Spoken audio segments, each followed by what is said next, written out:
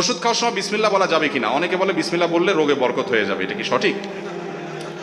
ভাই, ওষুধ খাওয়ার সময় বিসমিল্লাহ বলবেন কিনা, প্রত্যেকটা গুরুত্বপূর্ণ কাজে শুরুতে বিসমিল্লাহ বলবেন। কুল্লু আমরিন যিবালিন লাম ইউবদা বিবিসমিল্লাহি ফাহুয়া আবতার আও আখতা।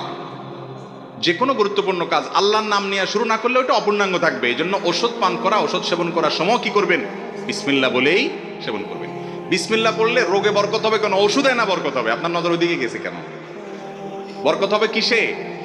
ঔষধে। ঔষধে বরকত হওয়া মানে ওষুধে কল্যাণ হওয়া, ওষুধে কল্যাণ হওয়া মানে রোগ ভালো হওয়া, ওইটা আরো ভালো হবে। তো এই যে বিসমিল্লাহ বলা ঠিক না ওষুধ খাওয়ার সময়, এগুলো মুরব্বীরা একসময় বলতো, এগুলোর কোনো ভিত্তি নাই। অনেকে আবার ওষুধ খাওয়ার একটা দোয়া বলে, আল্লাহ শাফি, আল্লাহ কাফি, আল্লাহ মাফি, শুনছেননি? এটাও বানায় নিছে কেউ একজন, এগুলোর কোনো ভিত্তি নাই ভাই। আল্লাহ শাফি, আল্লাহ শেফা, শেফা দানকারী, আল্লাহ কাফি, আল্লাহ যথেষ্ট, আল্লাহ মাফি। মাফি মানে বাংলা মাফি আল্লাহ নাই, নাউজুবিল্লাহ, ওই অর্থ না। আল্লাহ মাফি মানে আল্লাহ মুআফিন থেকে, আল্লাহ মুআফিন আর কি। তো এই যে কথাগুলো বলা হয়, এই কথাগুলো আপনার বিশেষ করে এই দোয়াটা, এটা কোরআন হাদিসে আসে নাই। আপনি আল্লাহর নাম নিয়ে বিসমিল্লাহ বলে ওষুধ সেবন করে ফেলবেন, ইনশাআল্লাহ আল্লাহ তাআলা কি দিবেন? শেফা দান করবেন।